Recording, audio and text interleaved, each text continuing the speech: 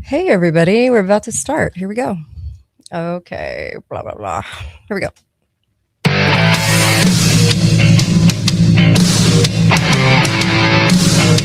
Maskers, if you're useless and you know it, clap your hands. That Kate Daly Show starts now. Georgia sheriff is a little upset about a flock camera they found in the woods. I'll let you take a look at it. Well, I hope you're happy with this.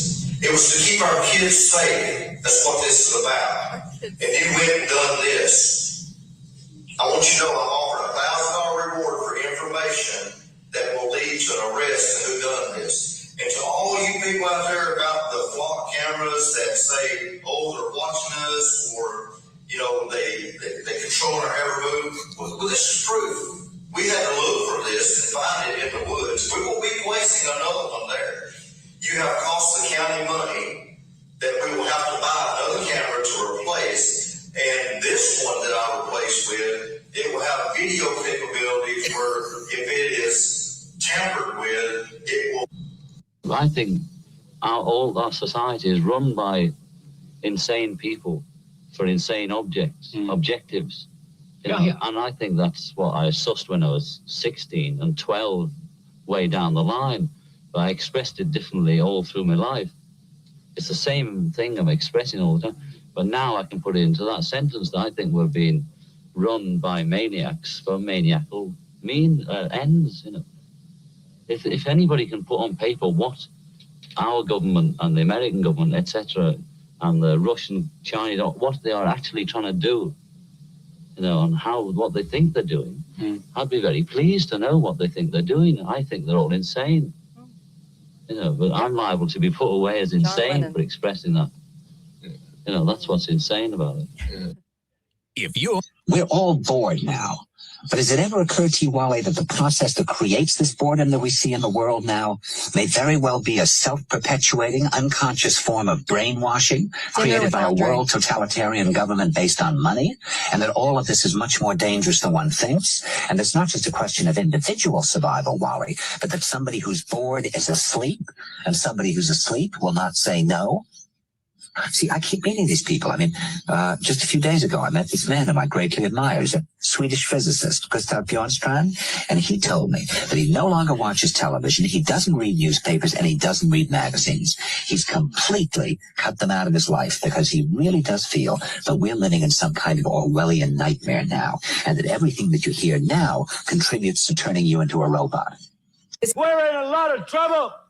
So, you people and 62 million other Americans are listening to me right now because less than 3% of you people read books. Because the only truth you know is what you get over this tube. Right now, there is an entire generation that never knew anything that didn't come out of this tube. This tube is the gospel, the ultimate revelation.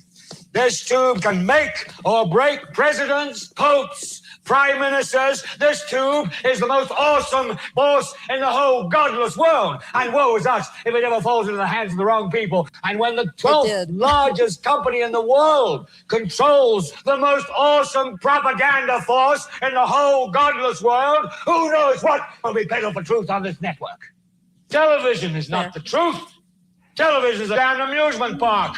Television is a circus, a carnival, a traveling troupe of acrobats, storytellers, dancers, singers, jugglers, sideshow freaks, lion tamers, and football players. Yep. So if you want the truth, go to God.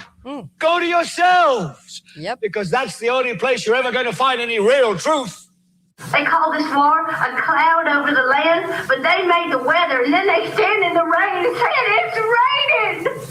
Only knew how much money has been spent to brainwash you, you would actually feel really special. That Kate Daly Show starts now. Get bored. All right, so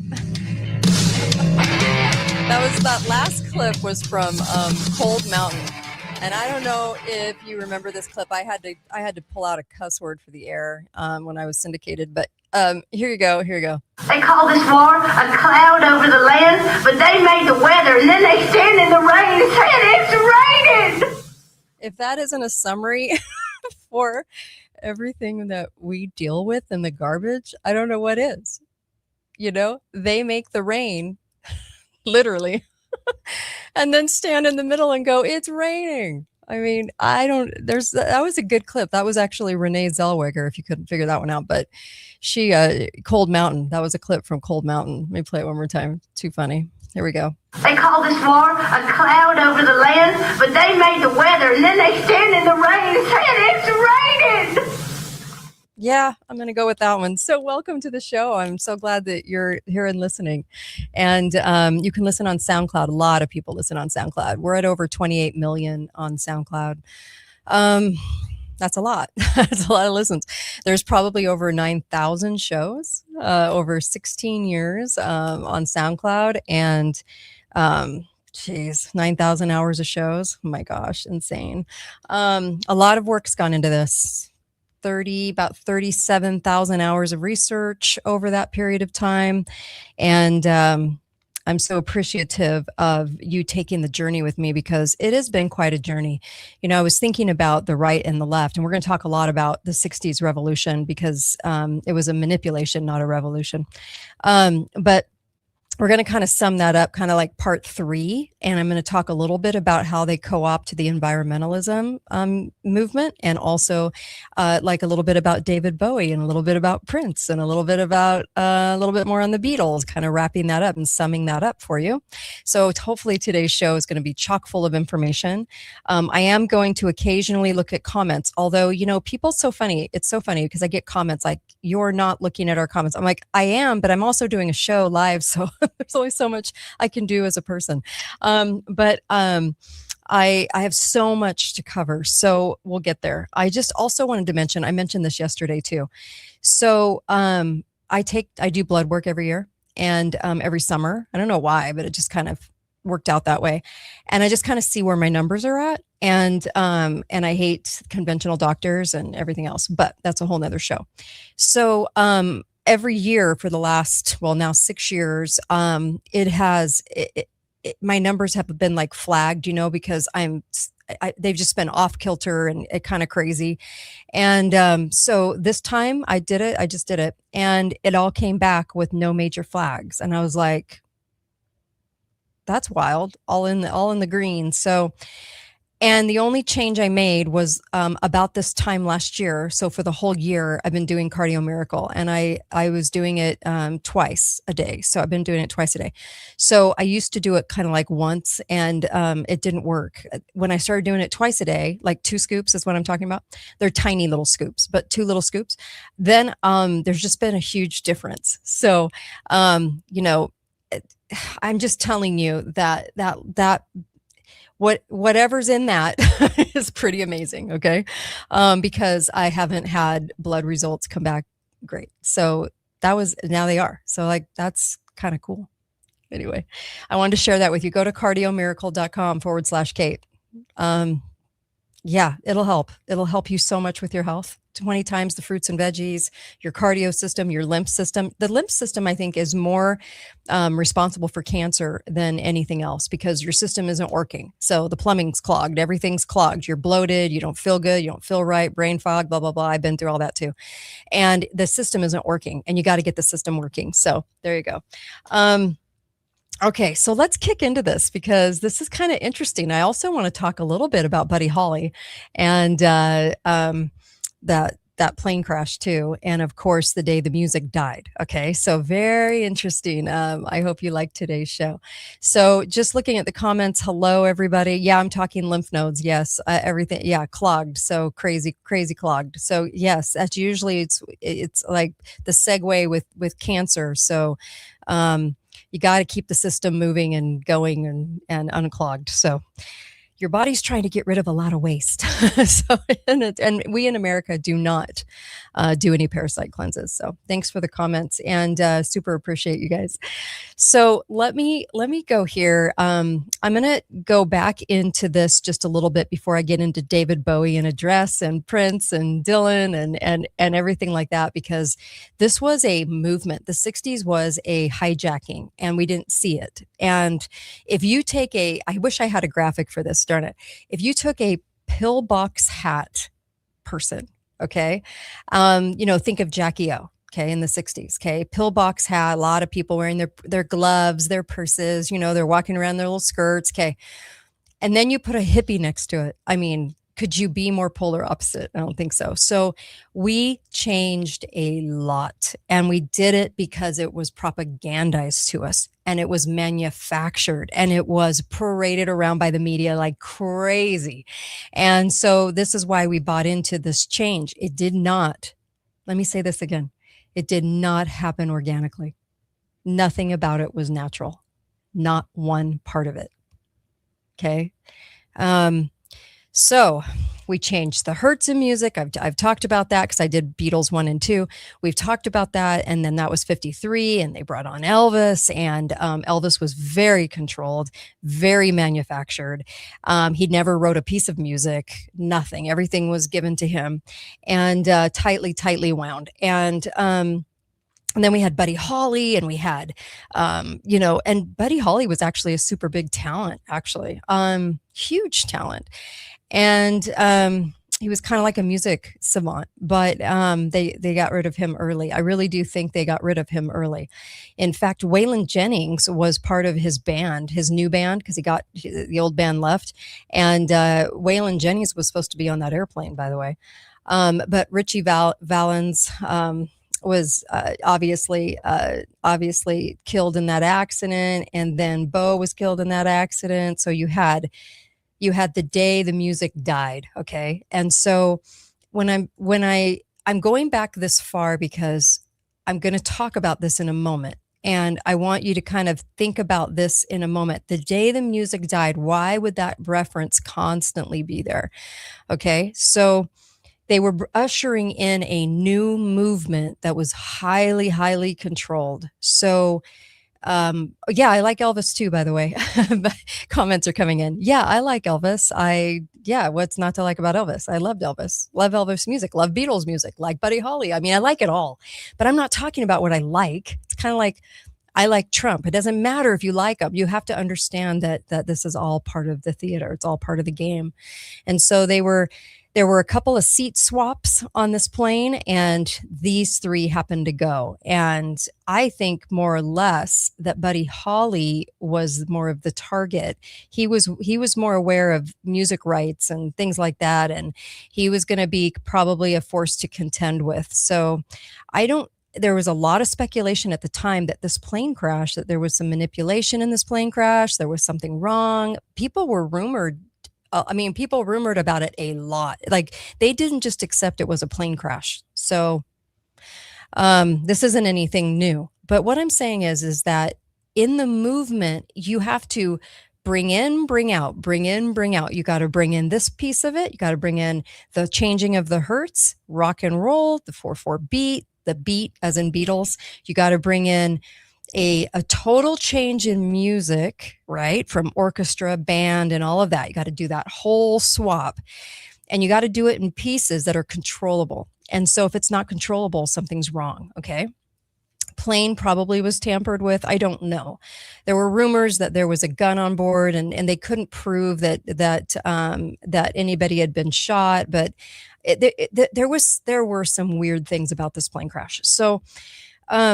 So if you think about it like this, as a piece to this puzzle, these guys are gone, okay? And with that brought a whole new piece of the puzzle, and that was the manufactured Beatles, okay?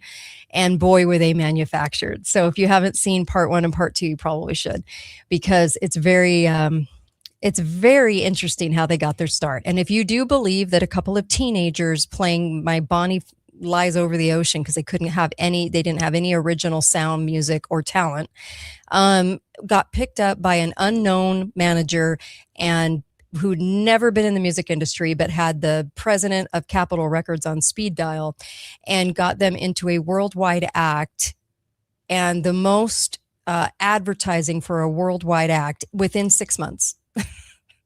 They went to Germany, practiced, came back, were found, and within 6 months, the biggest band in the world. Then if anyone believes that, I'm not quite sure what to tell you. It's because it just doesn't happen. But it also was the same case, not as big as the Beatles, with this character David Bowie wearing a dress. And of course, let's see, this character, Prince. Now, Prince started talking and all of a sudden he winds up dead. So we'll talk about that too. But let's go back to this for a moment because I told you I was going to summarize. I was going to kind of summarize where we were going with all of this. And I think that this is kind of fascinating. So here we go. So the Beatles were controlled by a lot of intelligence groups, okay? And so Sergeant Pepper, okay? We've talked about John Pepper, right? So then there's a picture of Robert Peel, and he is included in this bunch. This album cover is just so telling. I would say if there's one album cover that's super telling about the manufactured 60s manipulation revolution, it would be that one. Because it's telling you a lot without telling you a lot. So he's kind of the key to unlocking the entire cover. So Peel, Robert Peel, was British Home Secretary in the 1800s. And the Home Secretary is, of course, the Home Office, right? So the Home Office was formed in 1782. That's how far it goes back. And it wasn't until the arrival of Peel in the 20s that the police services, especially the secret police, were brought into this. So this was Peel's specialty. He was like the father of British Secret Service, okay? MI6, okay? He didn't invent it, but he coordinated it, expanded it into what we have today. And so this was the low 1800s. So just above Peel on the cover of Sgt. Pepper's, you're going to find Aleister Crowley, Mr. Satanist himself. So he was recruited by the Home Office in the 1890s. A lot was going on in the late 1800s with health and with this kind of stuff, with the Satan, with Marxism. So many things were happening in the late 1800s. So they were being co-opted. So just as the Beatles promoted yogis and Buddhism and all that, they also promoted Aleister Crowley. So why would they do that? Aleister Crowley was part of the Home Office, the British intelligence. A lot of people never connect that. So Peel is on the cover, and also Giri, this India guru, okay? And they had a lot of gurus, Buddhism gurus on this cover as well. And so they were mixing Eastern ideas at a time with this like long-term operation by Western secret services that was initiated in the late 1800s by the Theosophical Society, okay? So basically what that was it was the government. This is so important. It was the government looking at tithing and looking at people supporting the churches and saying, we not only want to root Christianity out, we also want to take that money. We also want to take that profit. Okay, and get people away from that. Okay, so they're not spending their money there, but maybe kind of coming in to co-opt it with lots of different groups and so forth. So if you kind of think about it like that, they were a little jealous of not only the churches helping the poor. That was our answer. It was neighbors and churches. It wasn't the government. And we were tithing, and we were doing all of these things. Well, that creates a little jealousy because the government wants us to do it with them. All right. So they want us to want them to do it for us. So you got to take people out of the religion mentally and then take the money sort of physically. Right. So if you go back to this album cover, okay, so who is Sgt. Pepper? So the first line, Sgt. Pepper taught the band to play, okay? It was 20 years ago today. Sgt. Pepper taught the band to play. Now, I talked about this in part 2 and maybe part 1, but this song came out in 1967. This was 20 years prior, 1947. 1947, the CIA, okay? So who is Sgt. Pepper? Well, they're telling you. They're going, look, the Sgt. Pepper taught the band to play and formed the now famous CIA, right? And so this was the first year of the CIA. So the Beatles weren't American, they were British, but what we should be looking at is the British Secret Service, what they were up to in 1947. So this research is all out there. I'm not saying anything really new. I'm just kind of putting it all together for you. So Pepper succeeded William Stevenson as chair of the British Security Coordination. So Wikipedia now admits that it was a covert organization set up in New York City in 1940 with the authorization of Winston Churchill, another one of the club members, to mobilize pro-British opinion in the United States. It was a massive propaganda campaign, right? Now you have to realize this is only 150 years post us in a revolutionary battle with the British. So they now are bolstering British, right? These are long-term plans taking place here. So to mobilize the pro-British opinion, they have to have a massive propaganda machine. And it was mobilized here by the Rockefeller Center. So it was supported by the OSS, which was the precursor of the CIA. That's what the CIA used to be. And then it was a front for the British security, right? Which was the British Passport Control Office. Remember, passports, you're mailing yourself to another country. Do you guys know what a passport really means? It means you're literally mailing yourself. Anyway, notable employees of the British Security Service and Center were the creator of Charlie and the Chocolate Factory and Willy Wonka, Ian Fleming, James Bond, the screenwriter of Doctor Who, Dorothy McLean, the Findhorn Foundation. We have David Ogilvy, which was the father of advertising. All of these people worked for this office. Okay. So you can see that the propaganda campaign kind of extended itself and had all these tentacles. And then now, as we see, went into popular music. We just didn't know it at the time that this is where it was going to be headed for the 60s, sudden change, 180, complete 180 in America. So the Beatles themselves are telling you that the British security taught the band to play, which means that EMI, George Martin were involved. George Martin was considered the fifth Beatle. He was one of the handlers of the Beatles.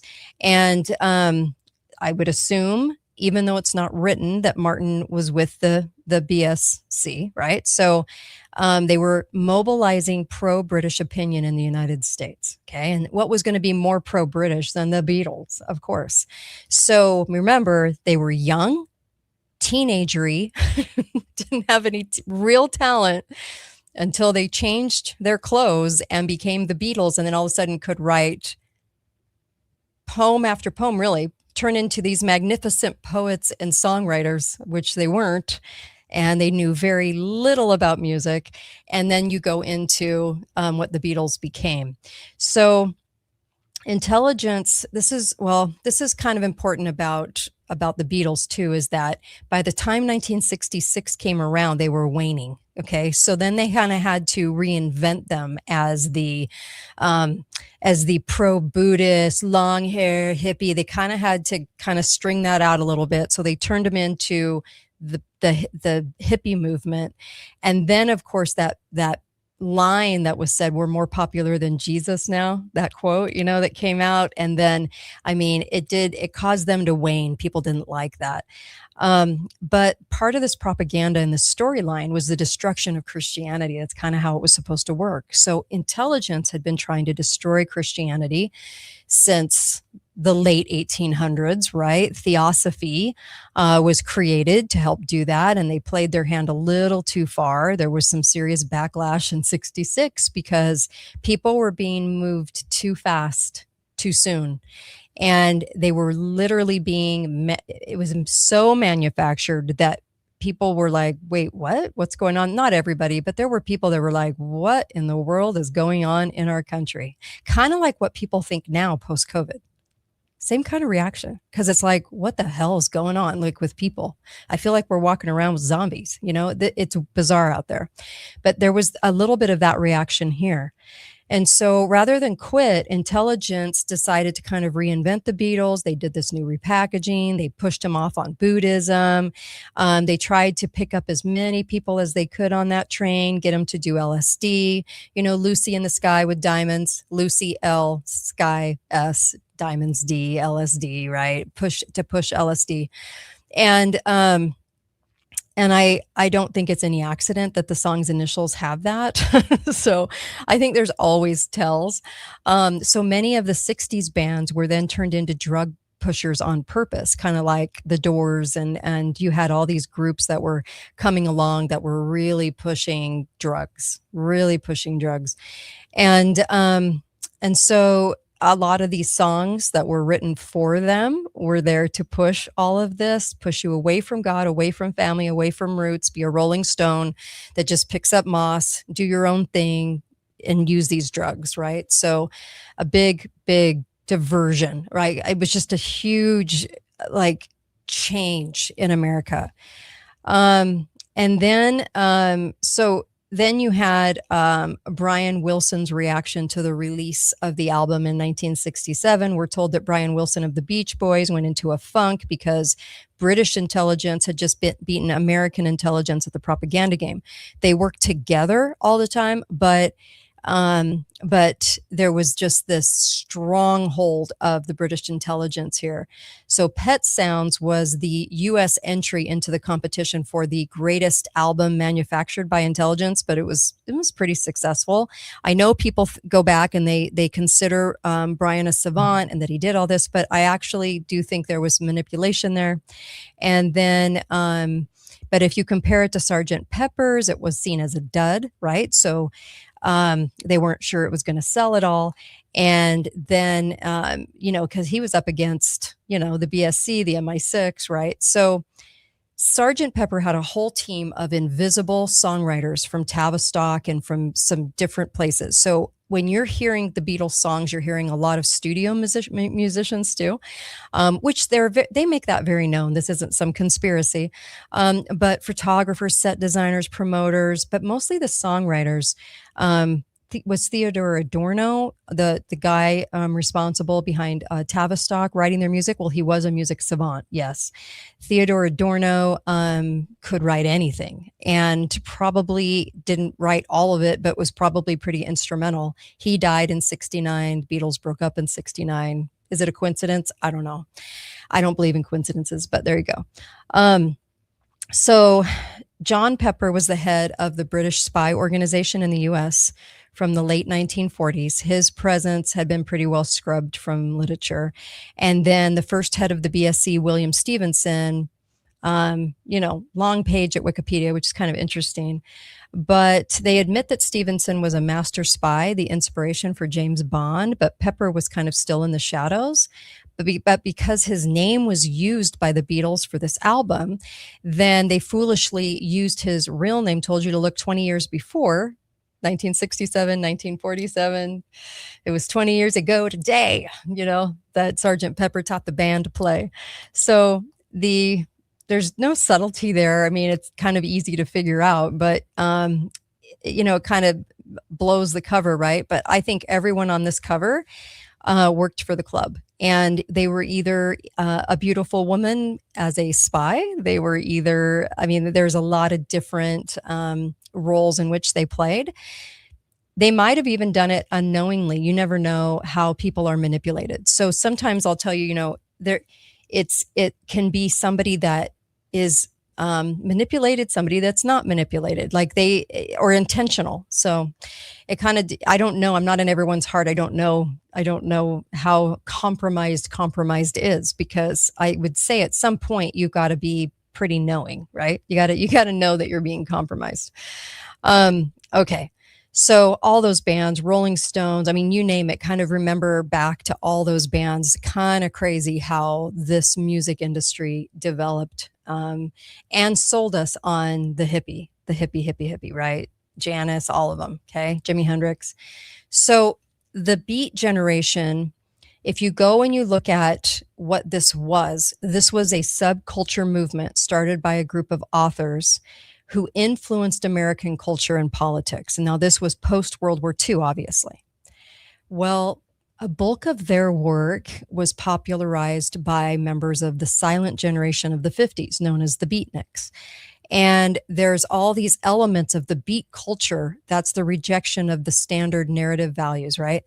And this was kind of an exploration of American and Eastern religions. See how they're still trying, they're trying to take God out of the equation and give you what's going to amount to Marxism, Leninism, you've got, communism, you've got, well, remember the song Imagine. Imagine is all about taking God out. Imagine there's no God, and imagine that we all don't have anything. And then imagine that we're all happy, living under one ruler, and everything's great, right? Because there's no countries. Imagine there's no countries. So everything was about selling the movement away from God. So you had people like the core group of them, Lucien Carr, Burroughs, Ginsberg. These guys were some of the worst people you could ever imagine. They were there to promote bohemian hedonism.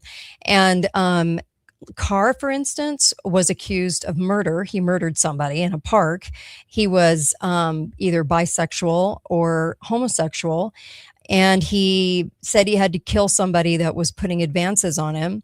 And he had a 20-year sentence. This was a guy that tried to hang his friend's cat prior to this. I mean, really disgusting, evil little guy, Lucien Carr.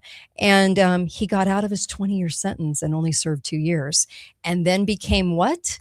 You're not going to believe us. He went to work and became the editor for U.S. Or United Press International, UPI. They took him out of prison to be in charge of the press. These are the guys that started the Beat generation. Yeah. So it isn't all about just fun, cool music. It's about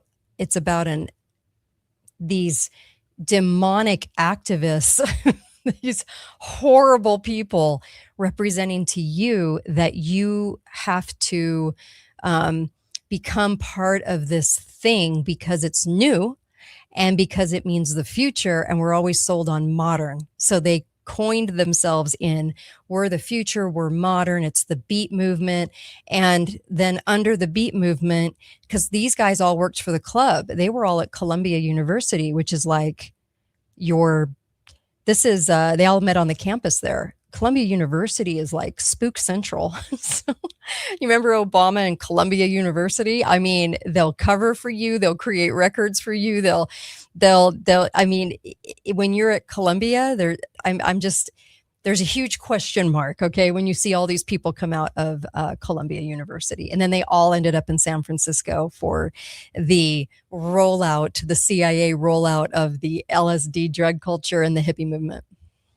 So this isn't by accident. This is all planned. And none of these people were Christian. I think they were doinking each other. There's nothing about this group that is good. Okay. And it's all shrouded in like, just kind of like they're all kind of evil, but, and unchristian and everything else. They're just gross. So anyway, so that's the group that started the Beat generation. And then you had the MK Ultra drug program in Menlo Park, 1960. And this was Ken Kesey and the Merry Pranksters. If you want to look that up, Kesey and Gordon Lish were part of the MK Ultra program, for which they were told they all volunteered. This is where the idea of one flew over the cuckoo's nest. This is where this came from. And this will take you to Tom Wolfe's book, Electric Kool-Aid Acid Test, which was in 1968, continued the CIA's plan to sell LSD to hippies, and therefore shortcut any activism against the war. It was also their kind of transparent attempt to derail the hippie activist movement. And then you had this like arc of the entire 60s movement.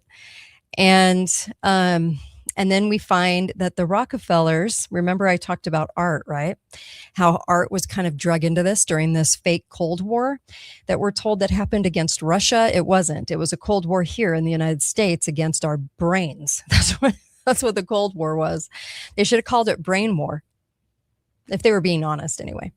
They would have called it brain war, because the CIA, the intelligence agencies, were responsible for brainwashing, and it had nothing to do with Russia at the time. People think it did. It didn't. I'm after all the research I've done, I'm like, are you kidding me? It had nothing to do with Russia. Russia was just what they used in the press. So the Rockefellers were behind modernism. Remember, everything is sold as modern, future. Are you part of this new revolution? You want a revolution. Okay. We didn't, but they're telling us we did. So this actually came from the Independent, and some of this came from Miles Mathis, by the way, too. I just wanted to give him credit on this too. So there were Nelson Rockefeller, okay, Vice President Nelson Rockefeller. Love that Rockefeller, right? No. Is he married to a man? Because it looks like a man. This is a man who could have gotten any woman, but man, I tell you, those Rockefellers and those Rothschilds were married to some pretty ugly women that look like men in dresses. I'm just going to throw that out there. So just go do a search. You'll see what I mean. Very masculine. So Nelson Rockefeller's mother had co-founded the Museum of Modern Art. And so they were calling it, the president is what was called the Mummies Museum. Rockefeller was one of the biggest backers of the abstract expressionism. We were going to free ourselves. We were going to kind of direct attention and make certain kinds of art now popular. They were going to remember the Congress of Cultural Freedom is the CIA. It's run by the CIA, and funds were diverted there, I think laundered, but diverted through that. And so you had art and music all being changed.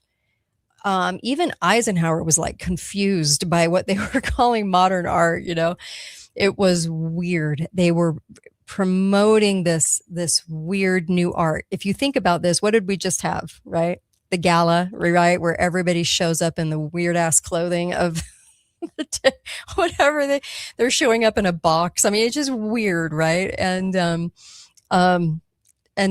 so the Met Gala is like, it's kind of like the result of all these decades of moving in this very weird direction. All I keep thinking of is like Capital City and the Hunger Games. So it's like everyone looking as weird as they can possibly look. So this is so weird because it goes into like Rockefeller conspiring with the CIA to promote modernism. I actually think it's a lot of money laundering through art. I think it lends itself into trafficking of children. So we had, they were doing it prior to the Cold War, but then it was being promoted as part of the Cold War. So there were the Rockefellers supporting modernism as far as back as the 1920s. And then Russia was an ally up until the end of World War II. And then the Independent then contradicted itself in its own article, which was an indication it was trying to kind of spin the story. And then you notice that Rockefeller calls abstract expressionism free enterprise painting. And then this is kind of like newspeak. Abstract expressionism is being promoted by the CIA. It's the opposite of free enterprise painting. And the CIA has always been about control. And so I could get into that heavy, but I'm not going to because there's more stuff I want to move on to. But this was definitely part of the game. But I also think that it was there to become it's kind of like several departments in government, a lot of departments in government. I think it's more money laundering than anything else. This was too. And I think it was just to promote this. So, all right. So I could go into so much here, but I'll save that for like another show, I think. So let's get into this. I want to play this for you. Here we go. Here we go. A long, long time ago, I can still remember that music used to make me smile. And I knew if I had my chance that I could make those people dance, and maybe they'd be happy for a while. But February made me shiver with every paper I deliver. Bad news on the doorstep, Oh, I couldn't take one more step. And I can't remember if I cried when I read about his widowed bride. Something touched me deep inside the day the music died. Right, so All right, so let's go here for just a second because this is really kind of interesting. So, one of the listeners, Rob, wrote me and talked about this song, and I'd kind of forgotten about this song, to tell you the truth. So, Don McLean's Mystical American Pie song, right? And the lyrics are kind of interesting because it refers to a jester, which a lot of people think is Bob Dylan. And so here is the day the music died. So you take out some of these, like, I think more true musical people, true savants, because they weren't as controllable as others. And then you get into when the jester sang for the king and queen in a coat he borrowed from James Dean. And that's the lyric, but I just want to bring you to this because the thought was that Dylan just kind of borrowed James Dean's look and then kind of spun it into his own. Remember James Dean, Robert Zimmerman, which is alluded to in the song. Remember that he wasn't that talented. He was found in a little pub. He was on the communist track, and then he was found in a little pub just coincidentally with like 10 people in the audience, and they promoted the hell out of him. Okay.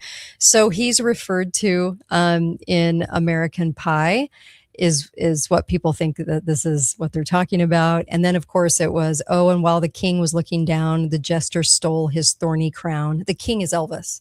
So while the king was looking down, the jester stole his thorny crown, because then Elvis was sort of moved out of the way for Dylan, for, popularity of Elvis was waning.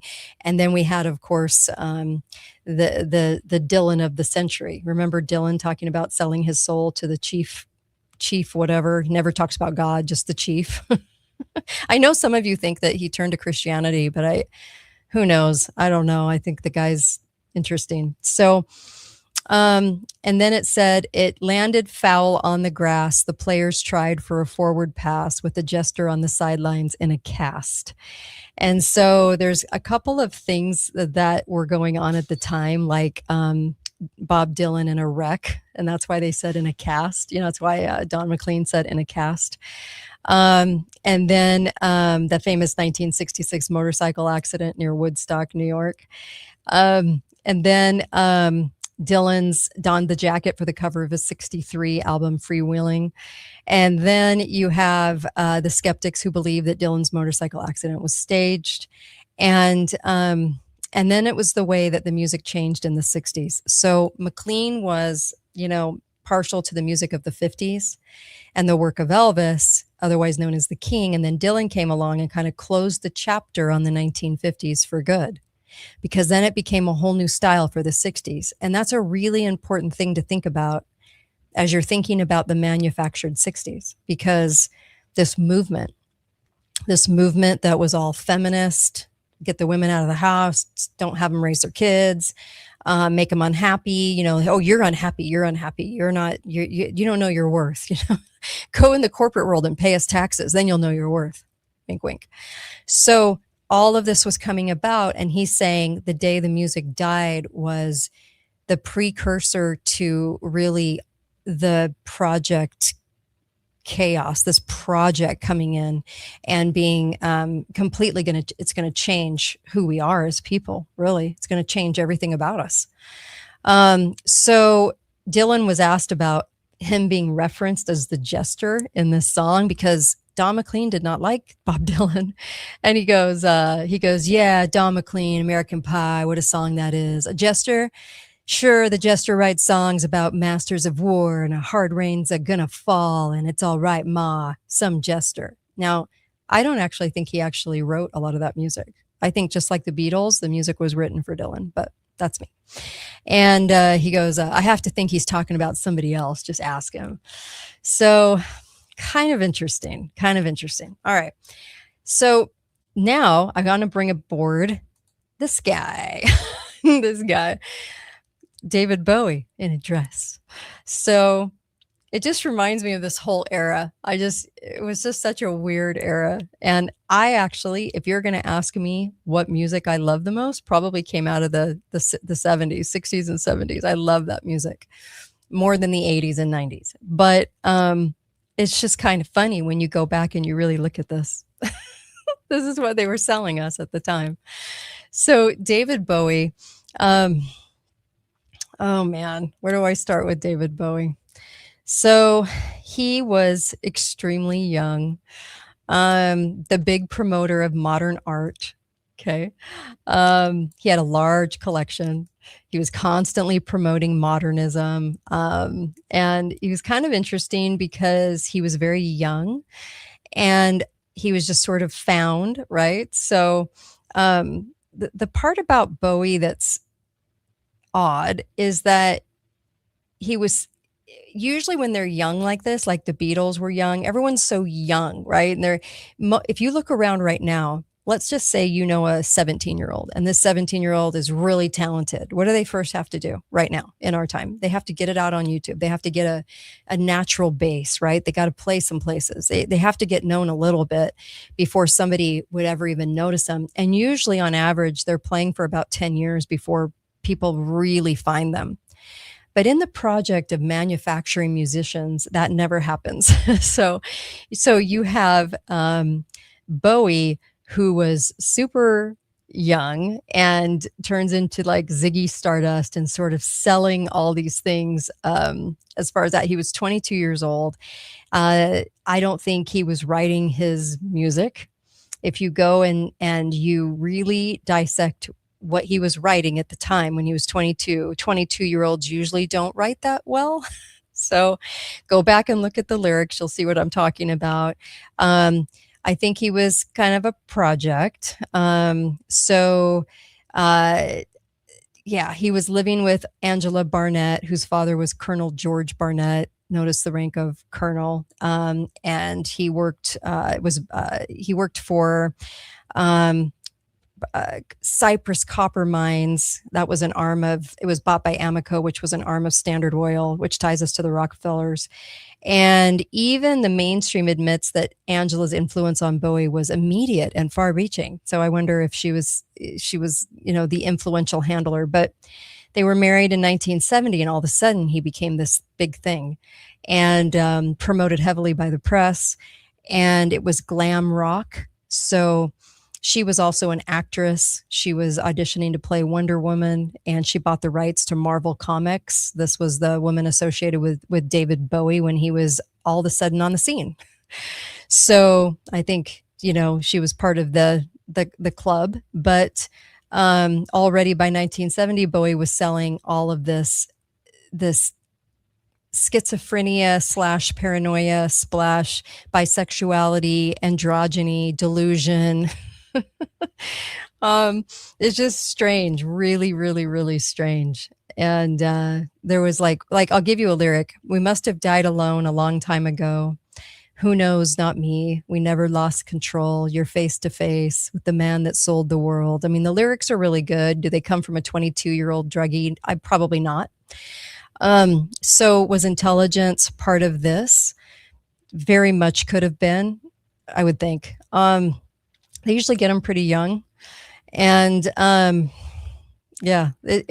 could go on and on. It was really weird. Jim Morrison was being sold as the poet, but actually Bowie was supposed to be the poet. So it's kind of weird. This part was kind of strange. But also strange was Bowie's A Song for Bob Dylan. Bob Dylan comes back in from 1971, Hunky Dory. And this is kind of crazy because it links Bowie, Dylan, and Leonard Cohen. So yeah. Cohen also wrote for Dylan, by the way. I mean, I think Cohen was actually a decent writer. He was totally liberal, but he was a decent writer. And he wrote for Dylan. And what do Bowie and Dylan have in common? Well, musically, nothing. Style, nothing. Bob Dylan isn't wearing a dress. But Dylan would probably do homage to Woody Guthrie, who he was pals with, right? The communist Woody Guthrie. But why would Bowie do an homage to Dylan? So The song is addressed to Robert Zimmerman, his real name, and his Jewish name. And so, the writer's probably Jewish as well, highlighting this name, which could have been Cohen. And so that's why I say that I think the music was way more manipulated than we think. And then you go back to David Bowie's label Mercury, which guess who owned Mercury in 1970? That was Philips Records. Philips Records was the one that recorded the Beatles, the first stuff that came out of the Beatles. Philips, just like Sam Phillips for Elvis, this was the Philips in the UK, out of the Netherlands, and the Philips family connected all the way back to 1818. Karl Marx. Marx's mother was the aunt of Frederick Phillips, who founded Philips Electronics. And all these people are so connected. And then connected Philips to Dutch intelligence. So anyway, moving on. It's just strange that he would have paid homage to Bob Dylan. So, usually you pay homage to somebody that, you're, I don't know. It just was strange. They had nothing in common. But then again, part of the project, so that's probably why. Yeah. Okay, so moving on. I know this is just, it's so crazy. It is so, I'm just reading some of the comments, sorry. Yeah. Look, there's so much of this. If I got into Prince and his ties, family ties to Raytheon. There's just so much here. He was very young too. Prince was super young and one of the only people to ever be presented with a contract where he got all the control at 18. When have you ever seen that happen? Because it doesn't. That's why. So Prince was kind of an interesting one because he had there were some big holes like in his father's page. There's big holes in his brother, Prince's half brother, Alfred Jackson, his background. They say that the brother was the one that influenced Prince, but he couldn't have been because he was away. And Prince was so young. So there was all these, Prince's father was supposed to be a plastics molder at Honeywell Electronics. So you never know what the connections are because Honeywell is famous for its defense contracts, working on Enola Gay and Nautilus, first nuclear submarine. There's a lot there. Usually people's parents work for these kinds of things. So there was just a lot of intelligence ties with this too. So kind of crazy. I just wanted to bring up that Prince was just, it was interesting because I think Prince started speaking out against the club. Did you guys notice that? He started getting a little more volatile against the club. Like, not volatile, I shouldn't say that, but it was just a little more vocal publicly. And then all of a sudden he just dies. And I did always think his death was really strange. It didn't make sense at all. And the media didn't talk about it endlessly, right? They covered it for a day. Usually when they want you to know about it, they want you to know about it. So they didn't want to concentrate on it a whole lot. If you've noticed, people don't even refer to Prince. They don't talk about Prince anymore. Talk about the Beatles every day, but we never talk about, or Jim Morrison, we don't talk about Prince. So I think that he was getting a little too vocal, but the ties in his family are very kind of suspect. It is kind of weird. Prince's great grandfather just goes all the way back. There's even ties there to the movie, A Brilliant Mind. So the nutty mathematician played by Russell Crowe, remember that movie? So it goes back to John Nash, who worked for Rand. Yeah, I don't know. There's a lot there that's scrubbed, so it's kind of hard. But there's some very interesting things there about their past. And all of a sudden, when you're 18 and you're given you're given the ability to have a a contract with a record agency after hardly being even noticed, hardly even being there at all. And then given complete and total creative control. The Beatles weren't even given that. Well, they were in the shadows, but it was very, very strange. So I would have imagined that that he was part of the project as well. Project Chaos going on. So there's that. So I'm just kind of bringing all this up because I think that all in all, a lot of this gets interesting. I know I've done shows on so many of these characters, so many of the theatrical presentations given to us. And this is no different. I mean, so I remember telling people, and this came from a book by Don Fotheringham, The President Makers, which was a huge wake-up call. And this book was describing the 1966 oil spill out of Santa Barbara. And this is about the time Rachel Carson was, putting forth her book.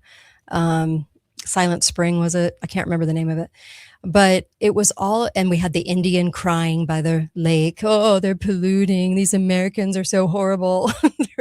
Everybody's being polluted and they're terrible and they're just dropping their trash everywhere. And the Indians crying, right? Such manipulation. The Indians bawling, the tear coming down. And all of that was by design. And what's strange about it was the spill could have just been cleaned up and they could have just legally gone after the company, but they turned it into the start of a movement. So I actually think it was done on purpose, the 66 spill, so they would have a reason for people to go, oh, everybody's just toxic. Everybody's ruining everything. Because just like they took over the hippie movement, and then they infiltrated the hippie movement. Now think about this for just a second. Remember January 6th, how it was completely infiltrated by the feds, okay? You had a lot of really good Americans show up so they could get the electoral college results read, okay? That's why people were there. But what did they do? They infiltrated it with a fake shooting. They infiltrated it with hundreds of Fed agents pretending to be MAGA, pretending to be there on the grounds. And they looked absolutely asinine in their brand new red cap and their red t-shirt and their glasses. I mean, it's so stupid because they think they're so smart. Like, we look like we're Trump lovers. And I'm like, you look like idiots, like morons. Like, there's nothing more moronic than a Fed agent thinking that they're on the side of the of good. Anyway, they all show up cloaked, right? And anyway, so every movement is infiltrated. This is why I never join groups. This is why I don't join any type of we're the new patriot freedom fighter group. We're the new constitutional group. I'm like, I love the Constitution and I love this country. And I'm very, very conservative, but I will tell you that every group is infiltrated with a bunch of feds. And it's sick. It's really gross. So when you look at the hippie movement, they had to direct the hippie movement in certain ways, and they infiltrated that as well. Then they infiltrated the Nature Conservancy environmentalism group. And this was the 66 spill in Santa Barbara was the precursor to that. So this is all kind of, it's really interesting because it's like they were diffusing the hippie movement because it was to form a distraction, like the moon landing. It was all about a distraction. The moon landings ended a month inside of the Vietnam War ending. Coincidence? I think not. So then they just didn't have to go back. Okay. No need to go. We've been there. We've done that. NASA said that. Like, we've been there. We don't need to go back. I just laugh because it's like, well, distraction over. And so then we had that, anti-war movement kind of growing too. And so they had to come in and infiltrate this to destabilize it because intelligence saw that it could easily kind of use all these tools over this budding environmental movement. So then it turned into the environmental movement, which was kind of conjoined with the hippie movement, because if you were for the environment, you were also a hippie. right? But it went from hippie anti-war to hippie pro Mother Earth, right? So Mother Earth is the mother of all. I mean, I hate it when they call it Mother Earth. It's like, shut up. Anyway, I can't stand it. I went to Vegas and I saw I think it was their first show in the Globe. And it was like, Mother Earth is crying. Mother Earth, you humans are bad and terrible. And it's overpopulated. They're lying about the population. But anyway, you're the issue. If you would just leave and go to another planet and come back and just visit once in a while, Mother Earth needs like 100 years to heal. I mean, that's what this whole show was. And it was just so stupid and asinine.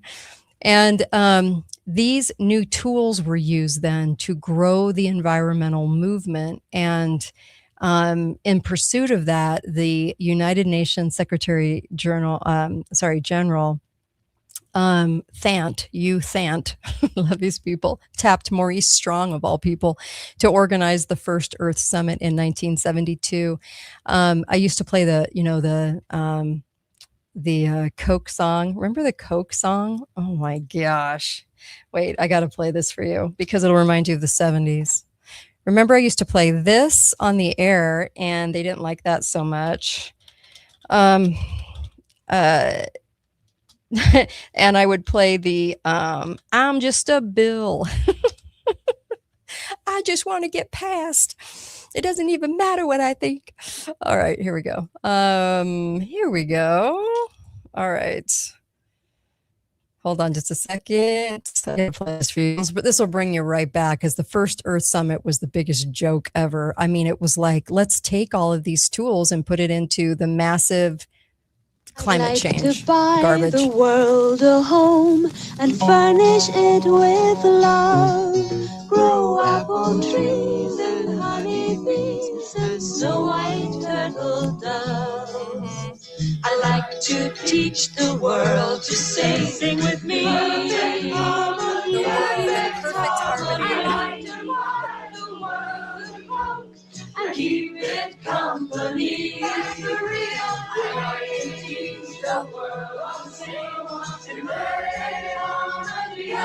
It was like a picture of like the UN. Every race, everybody. It's the real thing. Oh man, if that wasn't selling the 70s Earth movement, I don't know what was. And the Earth movement was started by a murderer. I mean, anyway, so the guy behind it, I mean, stuffed his wife in a closet, didn't he? And they finally found her corpse. But anyway, the whole thing was, it was just so disgusting. Like, they started this whole thing on such a lie. And the Earth Summit, Maurice Strong was behind that. So that's got to tell you pretty much volumes about where we're at with all of this. But it was utilizing the same tools. So now you have people that go to the grocery store and they take everything and they buy it in plastic and then they bring their cloth bag. Okay. What do you say to people that do that? I mean, I don't even know. I don't have words. I'm like, do you realize what you're doing, or we're just going to ignore that? Okay. Anyway. All right. So I don't know. Maybe it's just the targeting of the idiocy. I have no idea. I don't know. I don't know how they do it, but they get people to buy into the plastic straw in the bag. And I mean, they're saving the earth. And I love this because this is the one question. I've mentioned this many times on my show over 16 years. And that is, how has climate change actually affected your life? Because I'm assuming if you're watching this, you've been on the planet, 30 years, 40 years, 50, 60, 70, 80, 90 years. How has it actually affected you? Oh, but it's going to. It's coming. It's coming for you. Okay. So basically, all this sold as the first Earth Summit of 1972. Now we all got to turn all of our attention. Now that the war is over, we got to turn our attention now to saving the earth and being that type of hippie. And like everything else, it was the opposite of what it claimed to be, right? So Al Gore was the protege there, successor to Strong. the one that promised us we were all going to fry on the sidewalk because of the heat. By 2013, it would be over. And he did. He got away with that like for a decade successfully until 2013 came, and then that didn't happen. But people still follow that goon. So whatever. But it was all misdirection, being co-opted. I know somebody says, you're ruining everything for me, Kate. You know, you're wrecking my love of Purple Rain. Thank you for that text. You know, here's the deal though. Like, I have to say that I love music. I love it all. Okay. You know, my high school reunion's coming up, and Purple Rain was a big deal when I was in high school, right? And Prince was, and everything else. I still love all the music. I don't not love it less because of all this. I just understand it more. I understand why they had to co-opt into this. I understand how they use the same tools. So you understand why this guy showed up in a dress. Of all things, you understand why people are co-opted like this and co-opted like this, and they're characters that are being played out. And today we have a Taylor Swift who looks nothing like the Taylor Swift that started out writing country music. Just go look at the photos. But anyways, you have Taylor Swift, you have Ariana Grande. What the hell happened to her? You have anorexia is being sold as beautiful. It's being sold to us as beautiful. You have all of these celebrities that sell us on being a lefty loony. Okay. If you're at all conservative, you're shoved out of Hollywood. I think honestly, Frasier, what's his name? He's probably the only one. Frasier is the character I remember him as. But he's probably one of the only ones that he doesn't talk about it much anymore.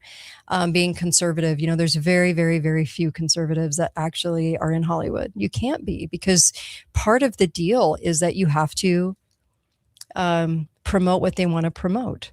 And that gets into, I think I did a show on this. Pretty sure I did, because I did a lot of research on this. But have you ever noticed all the celebrities? The celebrities all have these foundations, and these celebrities promote all the same types of foundations. A lot are in Africa. It just so happens not only are they an actor, they're not. They're just a celebrity playing themselves in every role, but they don't change much. They're not really good at acting. They're just celebrities. Right? Tom Cruise is always Tom Cruise usually, right? They're always themselves in every role. But you have all these celebrities with all of these, it's almost like part of the club that they get into, from Tom Hanks to you name it, have to do a foundation, something in their name. It's kind of like wearing a dress or being kind of co-opted, like you have to show that you're part of the club. And so they have these foundations in their names, and they're all for like the same types of causes. And you have to wonder who's getting that money, who's getting paid, where is that coming from, and who's it going to? Because when you meet actors, they're not like the foundation type. Okay, so like the start of a foundation, I'm thinking bookworm nerd, not actor. Right? So they have this sudden fascination with starting all these foundations like George Clooney. It doesn't make any sense. He's another one. Clooney's always Clooney. He's never anybody different. He's just always Clooney. So I think that you have this whole array of like musicians, artists, you know, the singers, the actors, all of this entire group. And they are part of this ginormous club. And not ginormous, I shouldn't say that. Actually, it's quite small. It's quite small. The club is small. Have you ever noticed that Hollywood, they have trans kids, but they don't have kids with autism? Do you ever find that kind of odd? I was thinking about that the other day. I was like, proportionally, you know, it's 1 in 30 now gets autism. So where's all the celebrities with their kids with autism? You don't find it. It's very rare. It's very rare. But trans, through the freaking roof. Trans kids everywhere. Got to turn your kid into a trans kid. But honestly, the proportions are off. The proportions are off. I'll say that. I'll say it's very strange. Anyway, so there's so much of this. There's so much more. I could do probably 6 shows, maybe 2 hours each on what I've researched. And I'm kind of giving you the light synopsis of like what I've been looking into and researching because I love research. But where we stand is the fact that we did buy into a 60s manipulation. We bought it in TV, in sitcoms telling us men were stupid and women had it going on, and women were meant to be independent and alone and could do everything by themselves and didn't need a man, demasculating men, which I'm firmly against. We had a whole revolution of the way of thinking. And in the result of today, I had a listener that reached out and was asking me about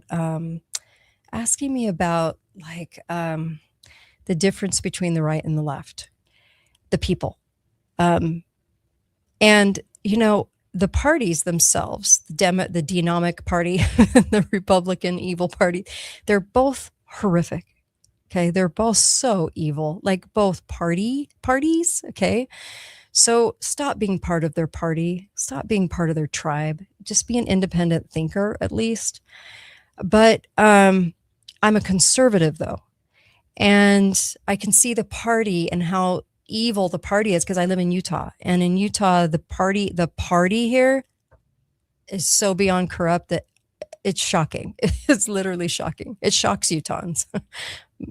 So when I think of the left versus the right, and I think of the main problem with all of this, and it's caused these divides, and you got the hippie movement and the green movement, and you know, climate change happens naturally. We could never be truly affected by it, but from what man does. Okay. No more than we can affect what time the sun comes up tomorrow, in what minute.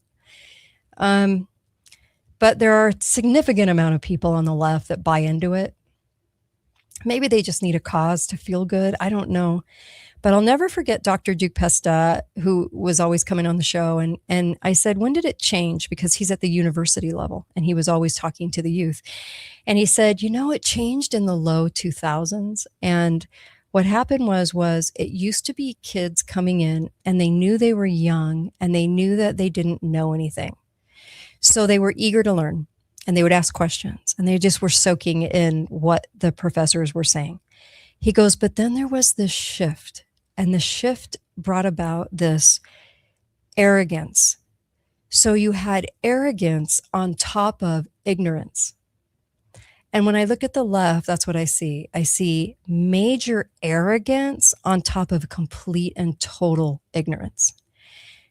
And then when I look at the right, and I look at the party rats, the ones that are like, if our party gets in, everything that we do is perfect.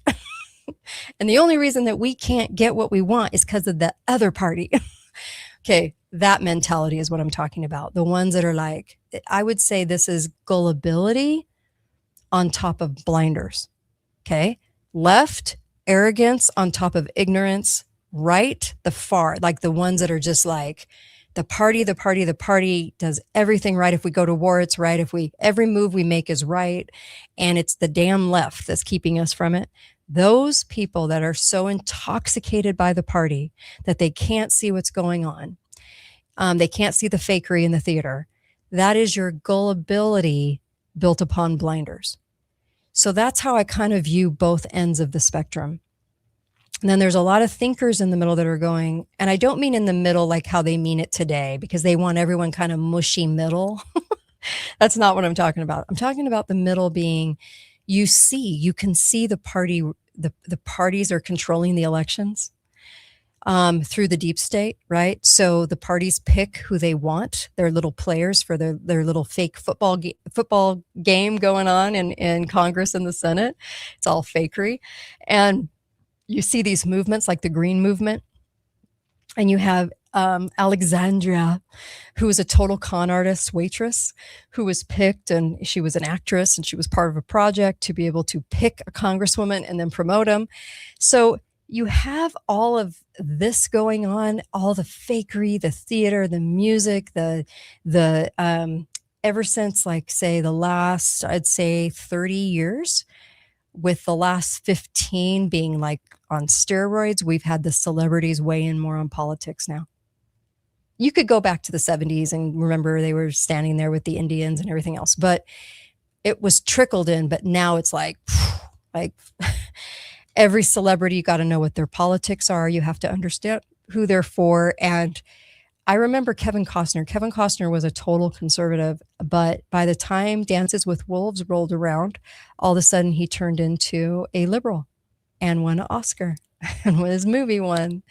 And what was he doing next? He was promoting all the Democratic presidents and holding parties for him to raise money, and then turned into a total liberal cat. So I'm like, wow, that shift was huge because he used to be pretty conservative. So when I look at our conservative base, I see a people that are trying to be moral, that they're trying to say, here's humanity, here's humanness. Hey, don't murder somebody. It's like, that's pretty simple. Like, don't tear somebody limb by limb, even if they're in the womb, don't murder somebody else. And then I see this cultural leftism that's kind of grabbing our youth, that says Republicans are all evil, and they're all like greedy. They're all terrible. I mean, it's a lot of these narratives, and all these narratives are infiltrated. They're all controlled. So you can't just be one thing. And so they've got us in all these boxes, and it's kind of interesting how it's all playing out. But I think the people that can see all of that, I think that we could have a chance. So you're saying there's a chance. We could have a chance if people could wake up, not on a grand scale, because truth never resides with the masses/asses. Okay. It's never a mass thing, but maybe possibly there's a lot that could happen if people were awake enough, right? It says, why am I so hostile toward Native Americans? I'm not. Why would somebody think that? I'm not hostile toward Native Americans. They used Native Americans to promote the green agenda with the crying Indian, who, by the way, wasn't even a native Indian. Well, I'm not hostile. I get the weirdest comments sometimes. Anyway, I'm not hostile at all. What I'm saying is that we are living in a society where things are faked. And I've gotten on this show so many times. I've told you when mass shootings are fake. I've told you about the 60s. I've told you, all of this research has accumulated in saying, look, when you study government, you're really studying just evil. You're just studying how Satan works. That's just really what it comes down to, that we're in more of a spiritual war than we want to think we are. And quite honestly, that's kind of at the root of what I study when I study all of this. All of these thousands of hours that I've spent studying has really just resulted in that. So, so the comment comes in, Dances with Wolves was not a liberal Democrat agenda. I never said it was. I said that he won the Oscar. Okay. I actually love the movie Dances with Wolves. I never said one time in this broadcast that it was a liberal Democrat agenda. I said that he won the movie and had to turn himself into a Democrat agenda promoter. Okay. That win, there was a price with that win. Why do people write stuff like this to me? I have no idea, but whatever. Look, it's all about, look at Hollywood. Okay. And here you have a group of people that are all supposed to be different theater people. Okay. They all profess to be independent and I'm unique. Look at my uniqueness. Okay. And yet they all have the exact same political views. The exact same. Don't you find that odd? So get off your high horse about Native Americans, Indians. My gosh, I am not saying that at all. I swear people take my words and twist them, but whatever. I was saying that he was a conservative and turned into a Democrat liberal, and then his movie won the Oscar. It was a very good movie, but and I think it did some really good showcasing, but it was it wasn't I don't know if it was a Democrat. I probably leaned that way a little bit, just because it was like, how dare we take the Indians off their land? But as I've said in previous shows, and I've talked about this with Dr. Pesta, okay, and Costner, by the way, has been very liberal ever since 1990. Extremely liberal. I know. Very weird, right? He was promoting, oh gosh, who was the senator that died of a brain tumor? Anyway, his daughter, right? He was promoting Lynn, right? Cheney? Anyway, I'm just telling you that he turned into a liberal, and he does fundraisers for liberal causes and liberals in Hollywood. That's what I was saying about Costner. What was I saying before? No, people just accuse me of saying all kinds of crap. So now I just lost my train of thought. Sorry. Somebody's asking me to address the Colorado River water shortage. 40 million people depend on the water. Well, Laura, go back and research Lake Elsinore in the 1960s, and I will tell you that Lake Elsinore was filled by digging underneath the lake. We have plenty of water. God did not put us on an earth without enough water. But once government, about 100 years ago, when they started to control water, all of a sudden we came up with vast shortages and differences, and had all of these new headlines on shortages. That's by no mistake whatsoever. So not one person in government that I've ever brought this up to, and I've done a lot of interviews over the course of 16 years, I've tried to get them to understand what primary water is. Primarywater.org. You can go there and you can look, primarywater.org. Okay. All you got to do is dig down. Just dig down. We have renewable, replenishable, forever water. If you want to see a classic example of this, please go watch the movie Mully. I think it's on Netflix still. Netflix or Prime. Mully. Mully. Mully. And you can look at the last half of the movie is all about primary water and how he found it. There's also a well that was dug by a person. I'm just saying, one of the skills you should probably know how to do is to find water, by the way. Water witching, using copper rods, using vines. They all bend down when you find water, naturally go toward the water. So this would be a really good thing to study, and know that we are not in a shortage by any means if they would just dig down. Another proof of result, if you want a proof of result on that, is that we drink water from wells that is supposed to be like bottled water, mineral water, that date all the way back to the 1400s. So if we can pull bottled water from there that we bottle, why don't you think we can keep doing that all over the place? We can. There's so much, I live in a desert, but there's so much water underfoot that we couldn't even think about building a pool here in southern Utah because the water table was so high. But I'm not even talking about the water table. I'm talking about digging down into replenishable, really good water.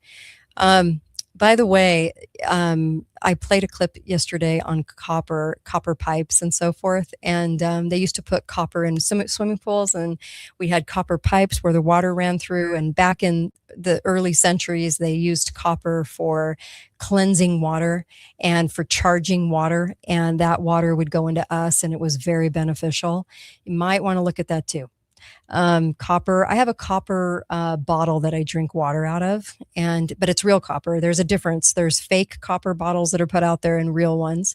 You're going to want a real one. But let me just tell you that there is this demonization of copper since the 30s and 40s when they started taking it out of our water supply. If you go ask farmers and ranchers, they'll tell you that copper was used in the water supply for the animals because it was a cleansing factor. It was chock full of minerals.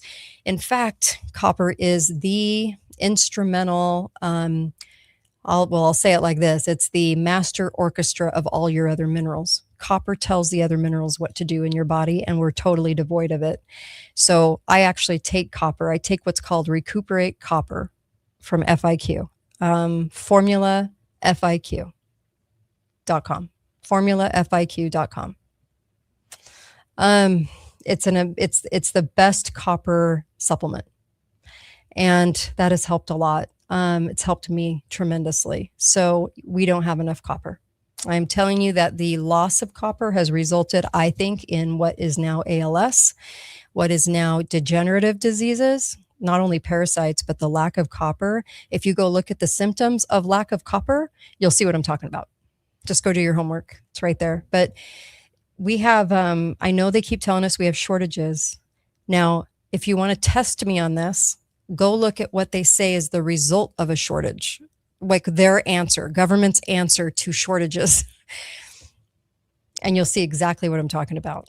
They're trying to steer us in a direction, and there's going to be a lot more energy problems, like the high cost, the rising of cost of energy and water, because they're going to use the data centers as the scapegoat reason for it. They're going to tell you that the data centers are using all of it.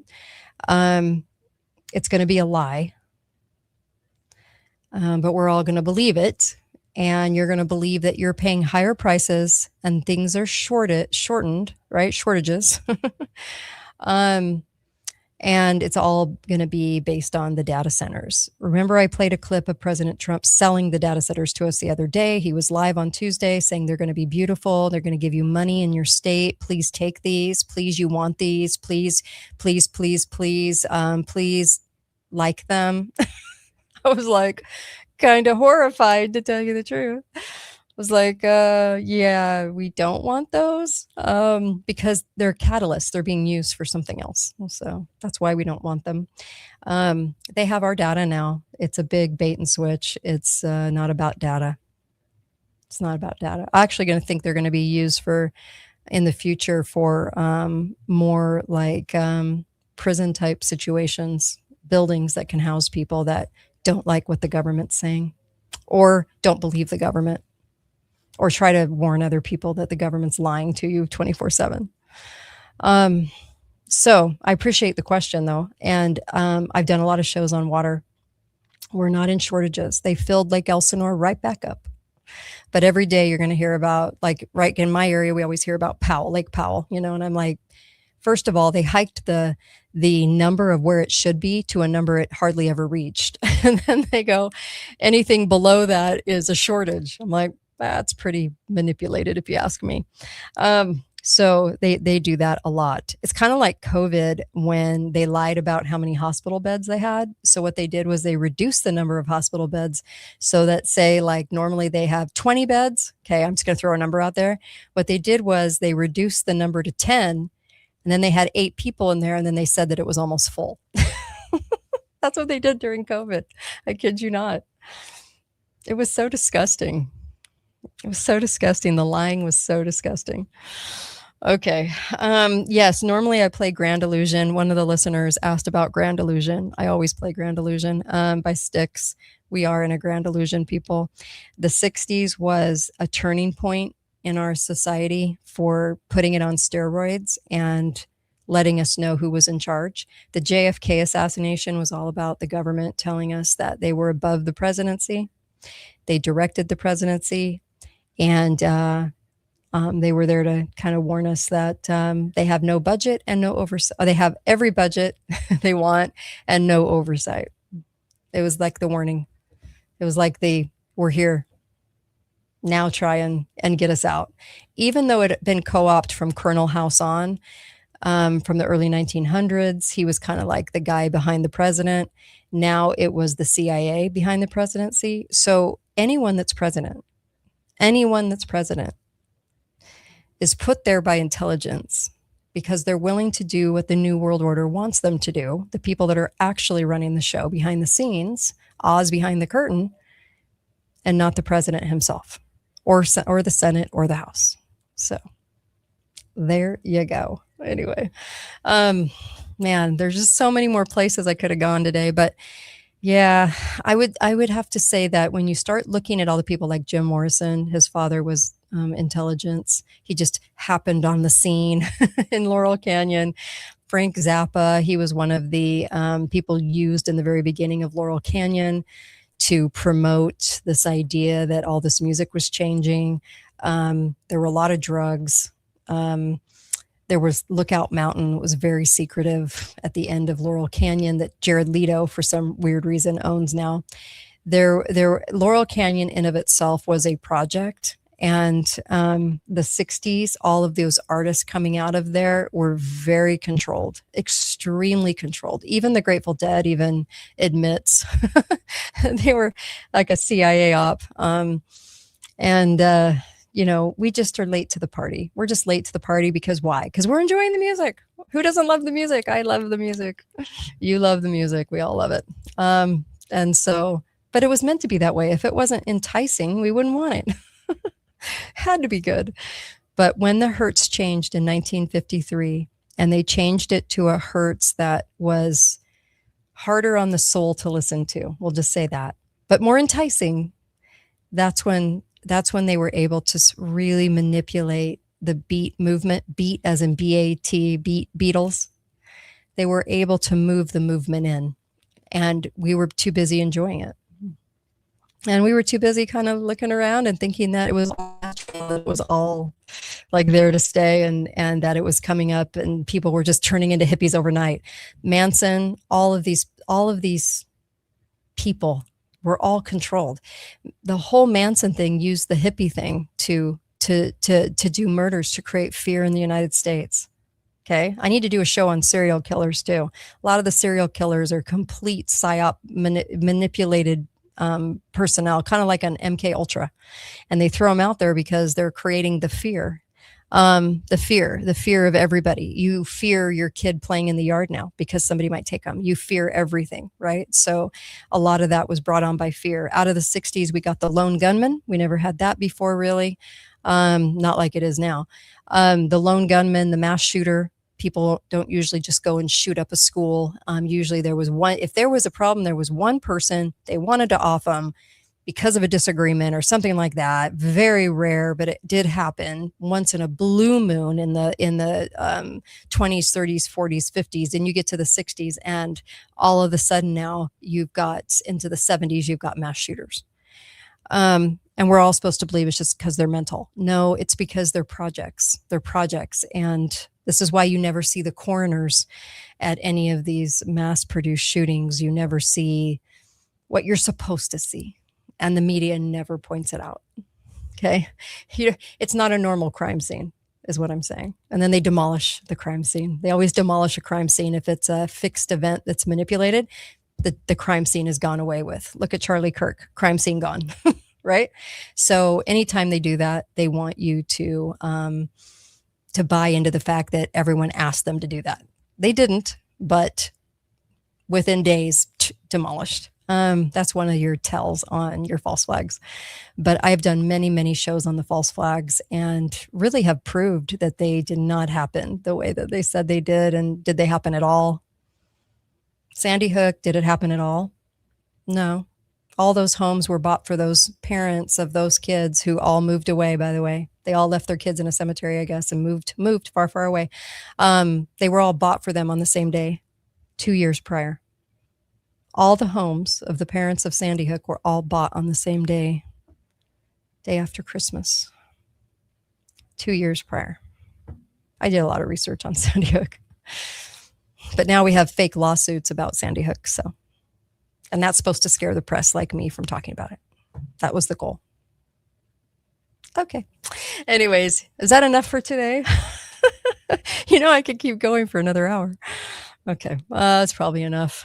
Like I said, I'm always the party killer, right? I don't get invited to parties because if you ask me a question, I'm going to tell you what I think, and I'm not going to hold back. So yeah, I'm not invited to parties anymore. That's okay. Yeah. My friends basically have removed themselves from me. You know what though? It's okay. It's okay. It's fine. You know what? I'd rather just tell the truth and know that I could point all this stuff out and understand it. And I'd rather have that. So Anyway, go easy now with Alex. You know, I hosted the 4th hour for Alex for a couple of years. The question I think that got me off the air, though, probably, if I had to guess, was why is Trump running if he knows it's fixed? Why is he running if he knows it's fixed? It doesn't make any sense. When I started asking that question, there were some problems. But Alex is a nice guy. I just think the CIA courtroom is a fixed courtroom, and I think those lawsuits are fake. Now, whoever understands that or doesn't, because I don't know everyone's heart, but I think the courtroom, the product of the weird trials with no defense and a very large sum of money, that is completely out of the realm of possibility. I think it's a CIA court. So you can do with that what you will. I also think Trump's 4 cases were all CIA court cases. They were used to make him a martyr for the 2024. That's why I said in 2022 that he would be president, because he wasn't going to be, he was not going to go down by way of the courtroom. And, you know, you never saw his family in the courtroom, right? And the antics that went on in the courtroom never appeared to be real, because they were more antics. And so the CIA has courts, yes, and those courtrooms are very interesting. Totally like crazy charges that never could ever make it to court. In 4 cases against Trump, all got there. This isn't about whether you like Trump or not. It's just identifying that they have projects that build people up and take them down and everything else. And when you look back on Trump's first presidency, you'll notice that Russiagate was the main instigator during that whole thing, right? It took up all the energy, all the air in the room, right? The Russiagate was all fake. It was all fake. Even the charges against Trump were fake. But you had all this nonsense going on because why? Because it was plausible reasoning for him not doing a lot to get our liberty back.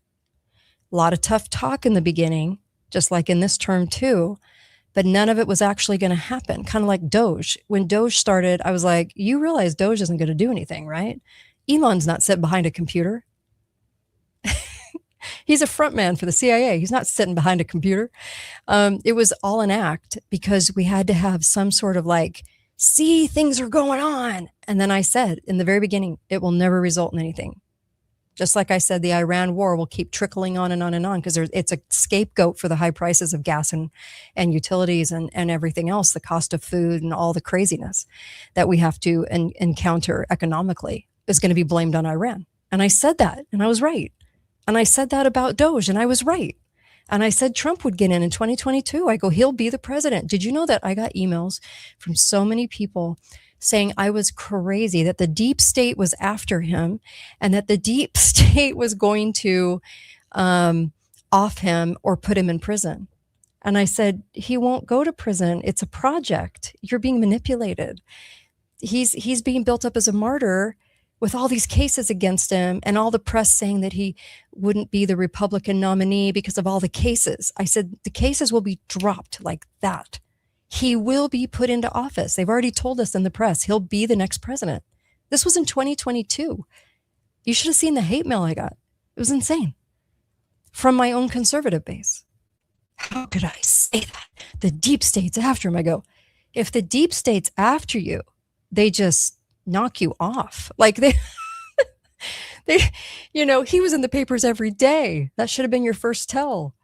He was in the papers every freaking day. If you know a race is fixed, if it's that visible on the scene in 2020, and you know Biden was never the most popular president on earth and never got 81 million votes, and the votes were changed all through the night, okay? So if you know that, if you're Trump, why would you run again? Why would you do that if you know that they can steal it so visibly and so stupidly for somebody who everyone thought was the world's worst joke? I mean, come on. You wouldn't spend your own money. You wouldn't do that. And I did a whole show about the money behind Trump running again. And the money was actually going through an agency. It was like Romney was connected to that, even though Romney and Trump were at odds. Romney's a scumbag, but Romney and Trump were at odds, whatever. They were not. It's all part of a project. So Obama's part of that project. Trump is too. Bush was too. Papa Bush, one of the early CIA directors of the project, New World Order guy, Clinton, stooge. Hillary was his handler.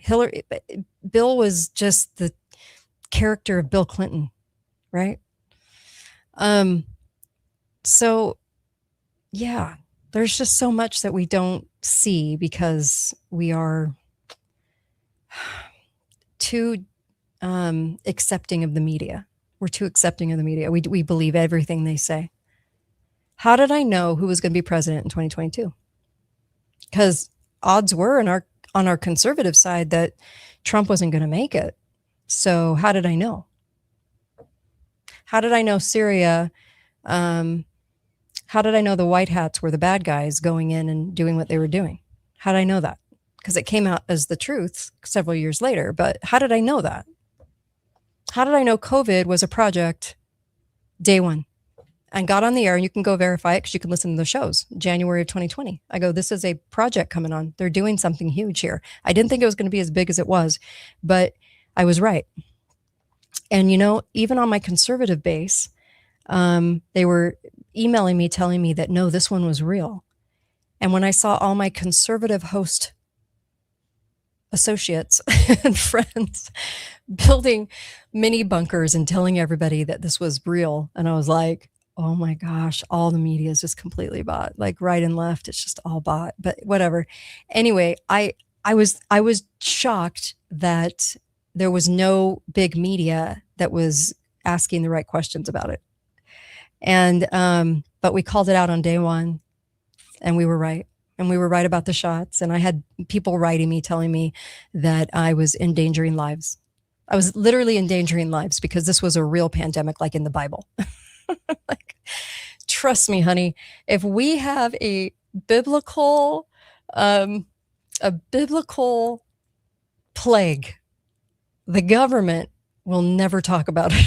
The government will either try to hijack it, could be, but you'll never hear it in the media 24/7. Never, because anything that's true, they'll never talk about. So hardly ever. So I knew it was fake from day one. And I want to be real. I'm not tooting my own horn. I'm telling you that if I can see all that, if I can understand that, then what I'm studying must be accurate. If I can tell you in March, this last March, that Iran was never going to do anything, and that Iran was being used as a scapegoat for higher energy prices, which now they're admitting to in the press, that Iran is the reason for our energy prices going high. So if that's the case, then, and people remember back in May, I think it was April, it was like, remember that that at 8:00 tonight, something big's going to happen over Iran. And I go, nope. Won't happen. It'll just keep trickling on. It'll be put out 2 weeks and then 2 months and then 2 weeks and then 2 months. I go, it'll just keep going because they have to have a reason. Just like the Russia hoax was a reason to not get any liberty back in the first Trump administration. Now we have Iran as a scapegoat for that as well.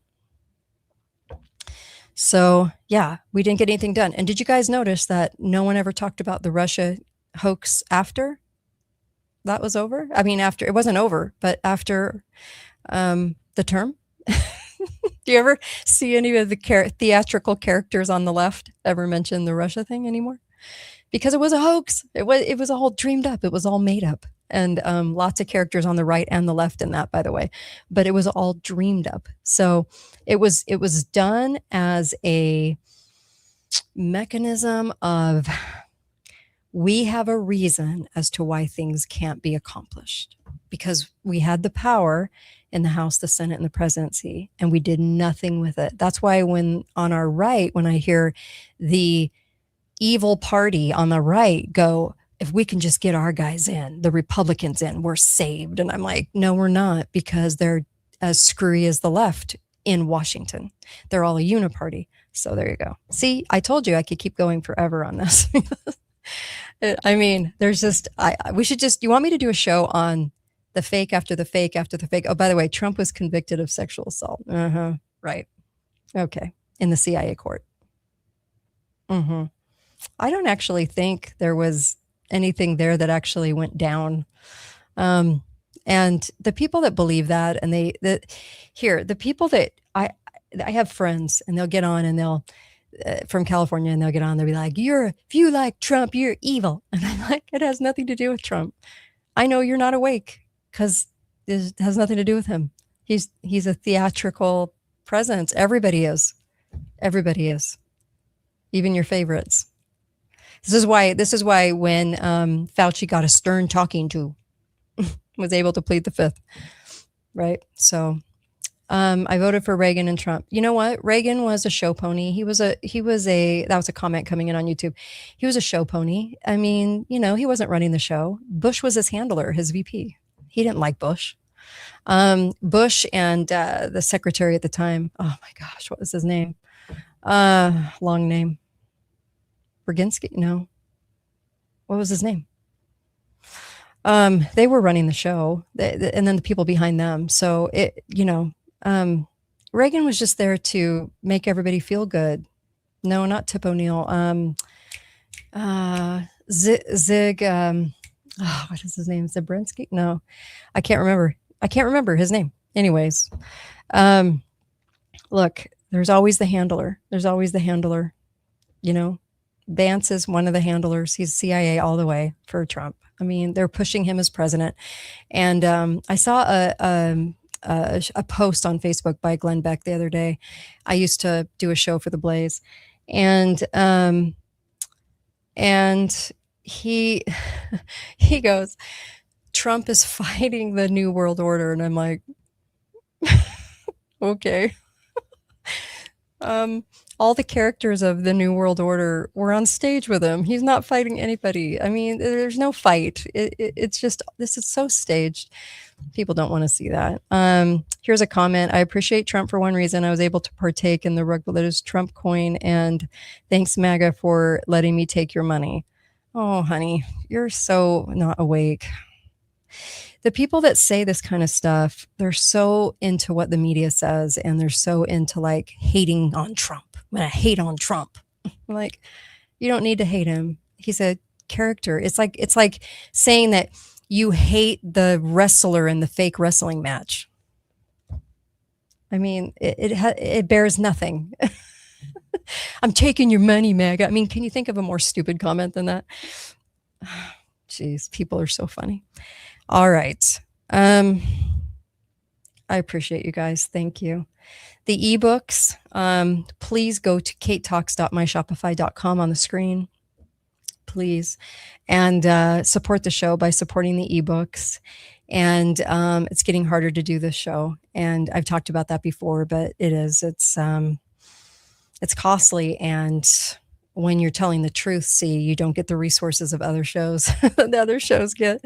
So we're in a pickle, and it's going to just be on the people. If the people want to think and they want things presented, then great. And if not, okay too. Guess we like our freebies. Free media, which is just like free public education, right? Free government education. All has strings. It all has propaganda. It all has brainwashing. Free isn't free. MAGA are Nazi cowards. Oh my gosh. Are we really hateful? That's so funny. Oh, that person's so asleep. I feel bad for them. MAGA are Nazi cowards. You've been listening to too much CNN, honey. Too much media. Media is CIA. Yeah, it is. It's all controlled. It's all controlled. So all these people on here that are making all these comments on YouTube are so funny because they're so controlled by the media, but they don't realize it. You got to love that. I mean, it's so funny, right? Funny, not funny. I mean, it's kind of pathetic and sad, but I just feel bad. Oh, I just feel bad.